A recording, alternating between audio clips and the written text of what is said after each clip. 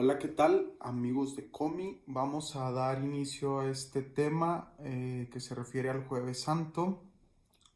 Me gustaría que habláramos un poquito del sentido del día en torno a una metodología alegórico-bíblica. Ahí vamos a explicar qué es, cómo se come esto, una parte teológico-sacramental del día y especialmente pues por el día de la institución de la Eucaristía. Y también, pues vamos a hablar de una praxis del amor, de la moral del amor. Entonces, bueno, pues esto es lo que más o menos nos sugiere la liturgia, que se hable del sacerdocio, de la institución de la Eucaristía, del servicio, ¿verdad? Entonces, vamos a ver eso. Y si se fijan, eh, todo... mm, estas tres partes pues se van articulando, ¿verdad? Vamos viendo cómo se van articulando tanto el servicio, la Eucaristía y el sacerdocio. Entonces, bueno, para dar inicio con nuestra reflexión me gustaría que leyéramos el Evangelio del día de hoy con una oración previa. Vamos a ponernos en oración para pedir a Dios su presencia, su Espíritu Santo. Señor, tú que nos has amado con amor eterno, te pedimos que desciendas tu Espíritu Santo sobre nosotros para que podamos escuchar la palabra de Dios con fruto, podamos acogerla en nuestro corazón y podamos llevarla a cabo en nuestras vidas. Concédenos dejarnos amar con María Santísima para que demos frutos como María Santísima también en su vida.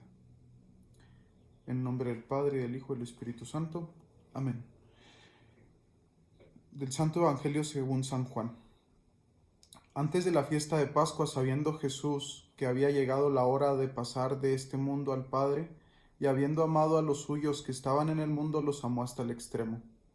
En el transcurso de la cena, cuando ya el diablo había puesto en el corazón de Judas Iscariote, hijo de Simón, la idea de entregarlo, Jesús, consciente de que el Padre había puesto en sus manos todas las cosas, y sabiendo que había salido de Dios y a Dios volvía, se levantó de la mesa, se quitó el manto y tomó una toalla, se la ciñó.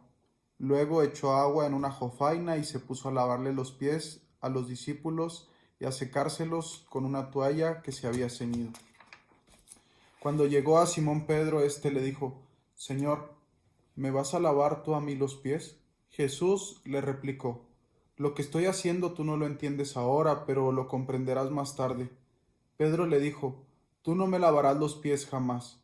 Jesús le contestó: Si no te lavo, no tendrás parte conmigo. Entonces le dijo Simón Pedro: En ese caso, Señor, no solo los pies, sino también las manos y la cabeza.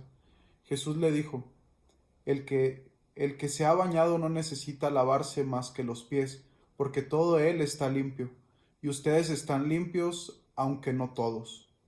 Como sabía quién lo iba a entregar, por eso dijo: No todos están limpios.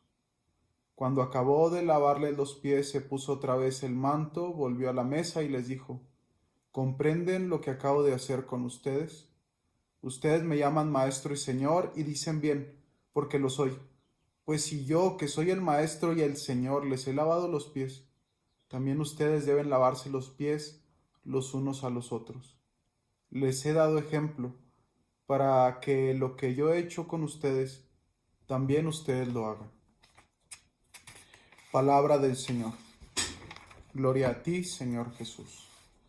Bueno, el día de hoy nosotros vemos que el Señor se pone a servir.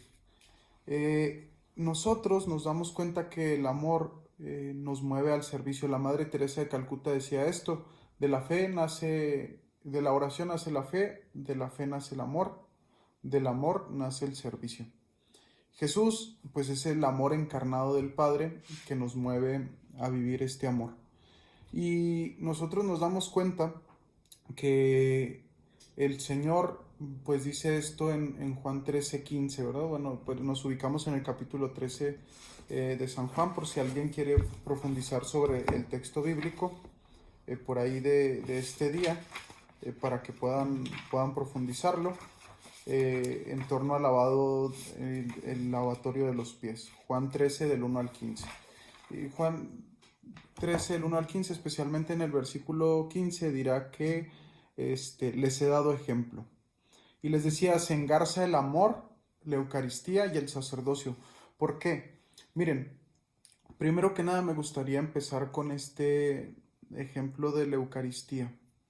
La Eucaristía es uno de los niveles de acercamiento de Jesús para con la humanidad. Es decir, Dios se va haciendo cada vez más cercano conforme pasa la historia al ser humano. Fíjense, primero Dios venía mostrándose a través de los patriarcas, de los profetas, de los jueces, de los reyes, hasta que llegara la plenitud de los tiempos, dice Hebreos 1:1, se encarnó en su Hijo Jesucristo, se hizo hombre. Y esto nos enseña que Dios, dice el Papa Benedicto, se hará cada vez más cercano a su pueblo, a la iglesia, a los suyos, entre más avance el tiempo. Y luego posteriormente que Jesús se encarna, como lo vemos en Juan 1:14, el verbo se hace carne, no le basta con eso, sino que acerca su predicación, acerca el reino de los cielos a los corazones, con el bautismo del Espíritu Santo, no como el de Juan nos señala el Evangelio, sino con el Espíritu y fuego. Y luego posteriormente nosotros nos damos cuenta que Jesús se hace más cercano cuando muere por nosotros, abandonando su prerrogativa divina, como lo dice Filipenses 2:7 y siguientes, una sincatabasis, un olvido de sí para hacer una kenosis, una humillación de su persona para hacerse cercano a nosotros. Posteriormente no le basta con morir por nosotros, sino que desciende a los infiernos, como lo decimos en el credo, y posteriormente resucita con sus heridas para mostrarnos su victoria. Pero fíjense, este arco de amor cercano, nosotros lo encontramos en la Eucaristía, porque nosotros lo vemos en los Evangelios, especialmente en los sinópticos, en el capítulo 11 de los Hebreos, en la institución de la Eucaristía, cuando el Señor se queda entre nosotros. Es decir, miren, ustedes ven que cuando Mambrú se fue a la guerra, qué dolor, qué pena, ¿no? Ustedes ven que los soldados tenían una tradición de dejar una fotografía a la persona amada y llevarse una fotografía de la persona amada, porque cuando iban a morir, morían viendo la fotografía de esa persona. Por si morían, se sacaban la cartera y lo último que iban a ver sería la fotografía de su amada.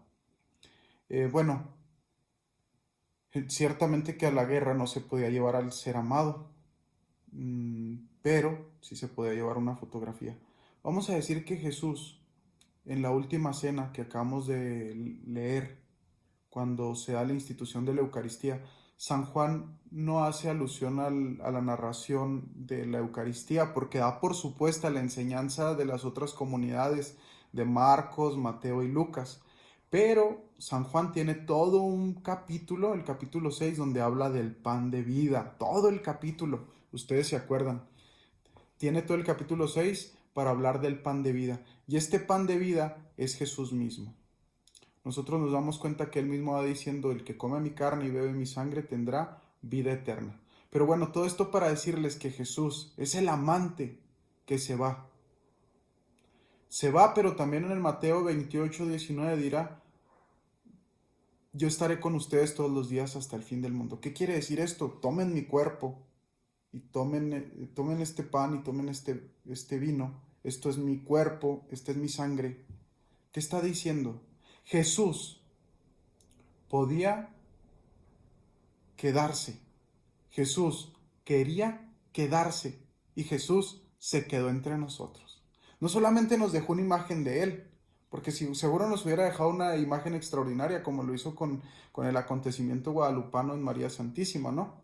Pero el Señor nos quiso dejar una imagen de su ser, nos quiso dejar todo su ser. En una ocasión, un joven musulmán le preguntaba a un obispo, ¿cómo es posible que Dios esté presente en la Eucaristía? Y el obispo le hacía una alegoría, una analogía para explicarle. Decía, mira, tú cuando eres niño y cuando tu organismo consume alimentos, los va transformando en músculo, los va transformando en la epigénesis, ¿no? Hace que nosotros tomemos los nutrientes para que nosotros sigamos fuertes, sigamos sanos. De ahí disgregamos los nutrientes y crecemos, guardamos nuestro sistema inmune, nos alimentamos, etcétera, ¿no? Dice, ¿cuántas veces el que te creó no podrá transformar? Entonces, si transforma el pan en sustancias para tu cuerpo, ¿cuántas veces no podrá transformar su cuerpo, ¿sí? O el pan en su cuerpo? La inversión. Por eso cuando nosotros comulgamos, no solamente consumimos al Señor, sino que el Señor nos consume también a nosotros. Nos hacemos uno solo, como la unidad íntima en la que nos habla Apocalipsis 3:20. Estoy a la puerta y llamo, si alguno me abre, entraré y cenaré con él. Bueno, esta es la explicación que le daba en un primer momento y le dice, bueno, ¿y cómo es que un Dios esté dividido? Porque Dios no puede dividirse y estar en todos lados. Y le dice, es muy fácil. Tú tomas un espejo, lo quiebras y ese espejo sigue siendo en cuadrito la misma imagen para con todos. Tú te ves en un espejo y te ves tú, lo quiebras, tomas un pedacito y te ves tú. Lo mismo sucede. Jesús, aunque esté fraccionado, está todo completo, aunque sea en una fracción. Por eso cuando se cae alguna partícula, ¿no?, de la Eucaristía, ponemos como si fuera un 3312, un 3312, ¿no? Acá como los Monster Inc., ¿no? Salvaguardamos el lugar, ponemos corporales, ponemos agua, queremos cuidar que ese lugar se resguarde porque ahí ha caído una partícula en donde está completo nuestro Señor. ¿Cuántas veces Dios, que es Dios, no podrá estar presente totalmente como lo está presente tu imagen en un espejo? Dirá, bueno, ¿cómo completamente ese Dios tan grande puede estar presente un pedacito tan pequeño de pan, aunque sea una partícula?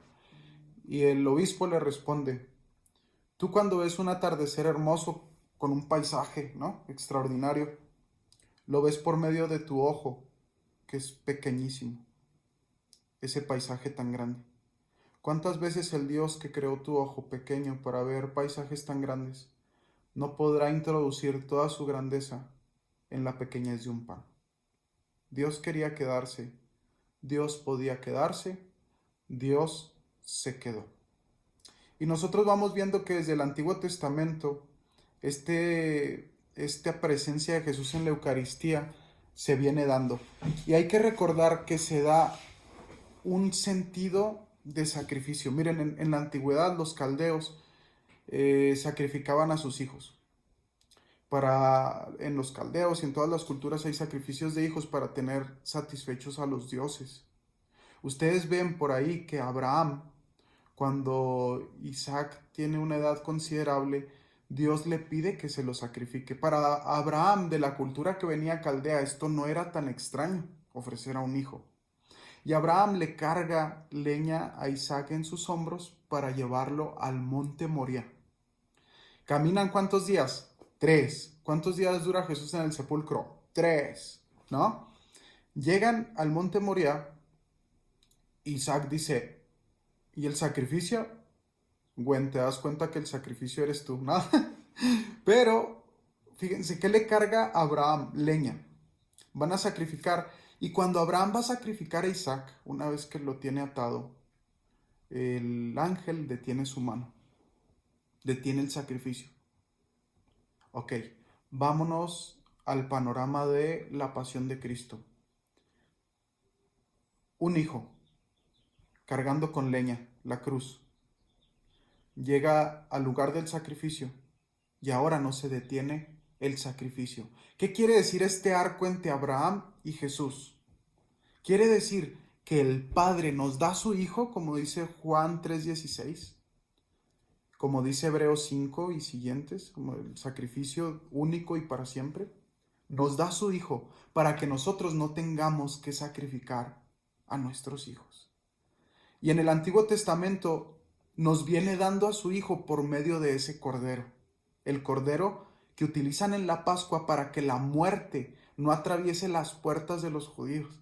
Y ustedes se acuerdan que se pintan con sangre las puertas, los dinteles de las puertas, para que el ángel de la muerte no atraviese a los primogénitos que tendrían que ser los sacrificados. Y ustedes se acuerdan que Dios pide que el cordero sea el primogénito, macho y sin defecto. Jesús, primogénito, macho y sin pecado.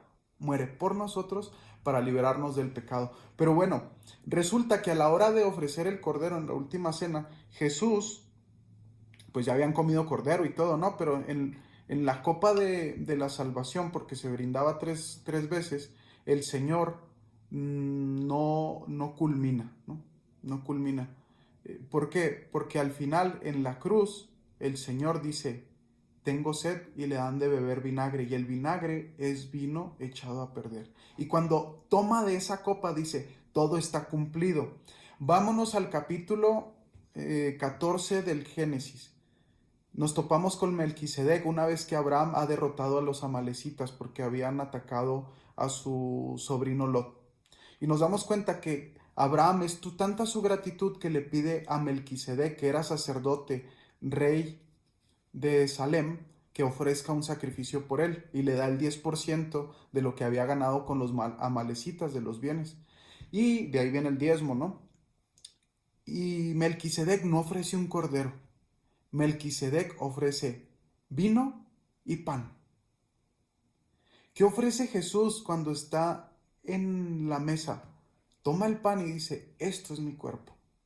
Toma el vino y dice, esto es mi sangre.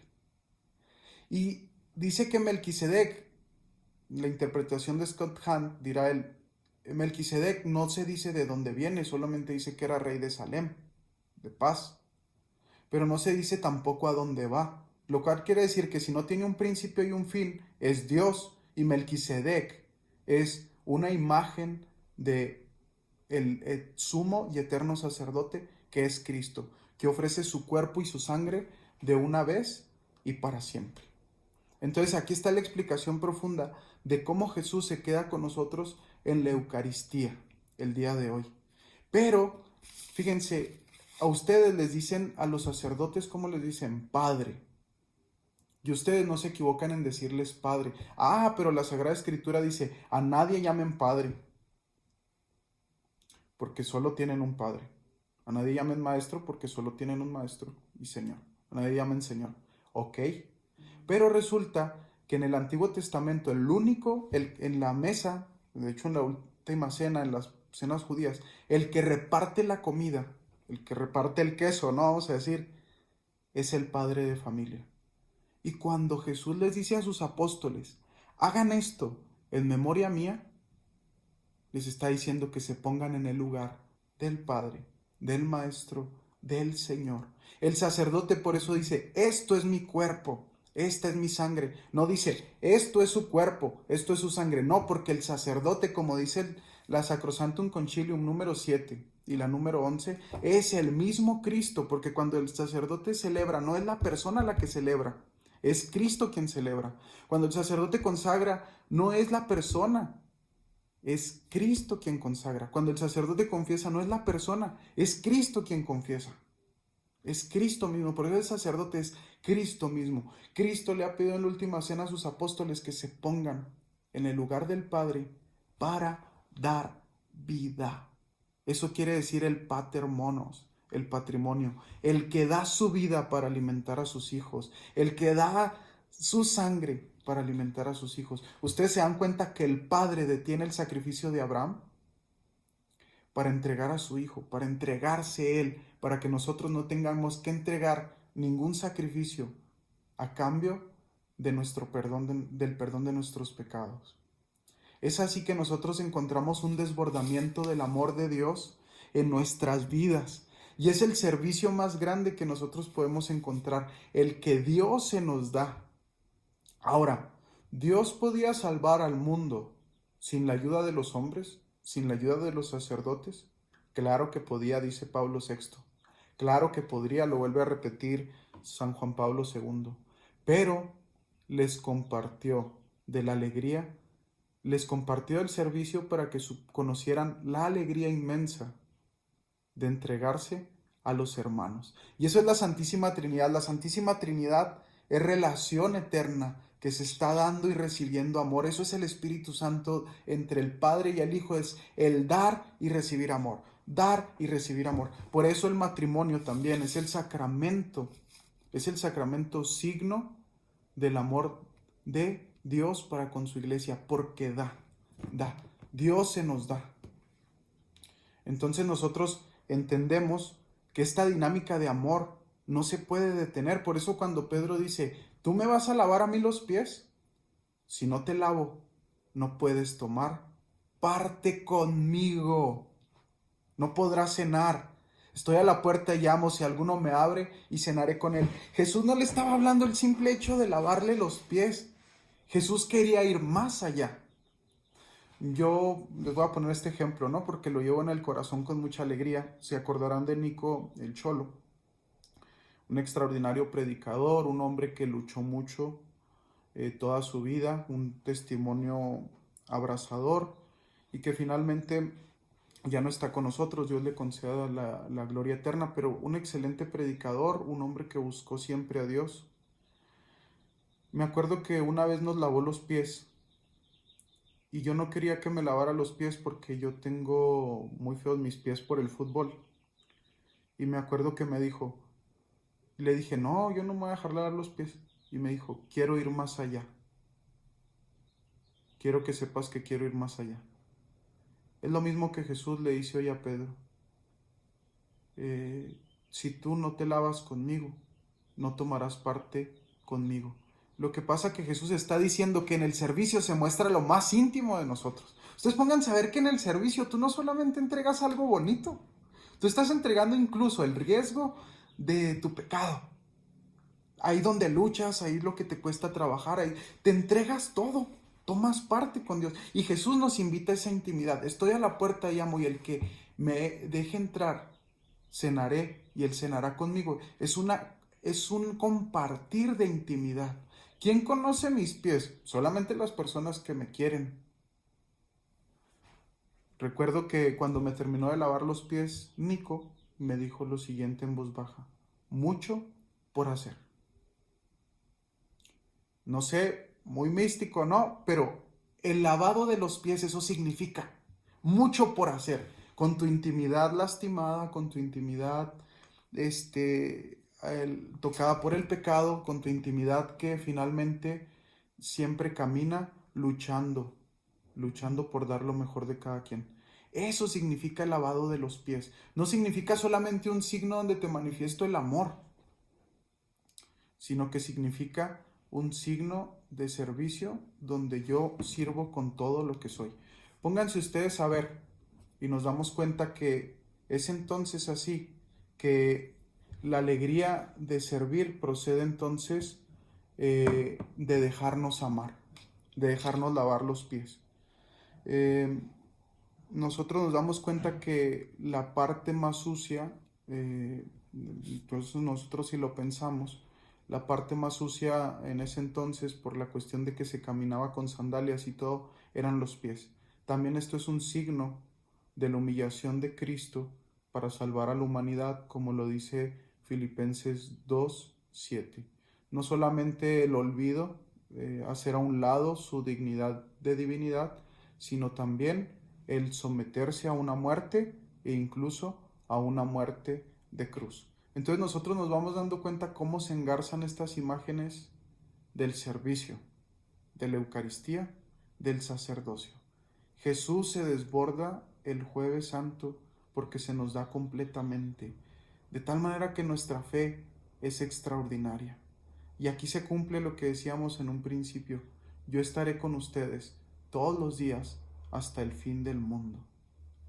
Dios se ha hecho indefenso cada vez más para estar cerca de nosotros, porque el amor es exponerse. El amor es una exposición de nuestra fragilidad. Amar es ser frágiles. Cuando nosotros amamos, nosotros nos volvemos frágiles porque le entregamos al otro el corazón. Jesús se ha hecho frágil para darnos su corazón. Jesús se ha hecho frágil para curar nuestra fragilidad por medio de la Eucaristía. Jesús se ha hecho frágil y se ha expuesto en su inocencia para darnos una alegría que no conoce final, para saborear desde este mundo la alegría de su amor. Por eso así es como nos damos cuenta que la Eucaristía no es un milagro. La Eucaristía es el Señor de los milagros, porque la Eucaristía es el cielo en la tierra.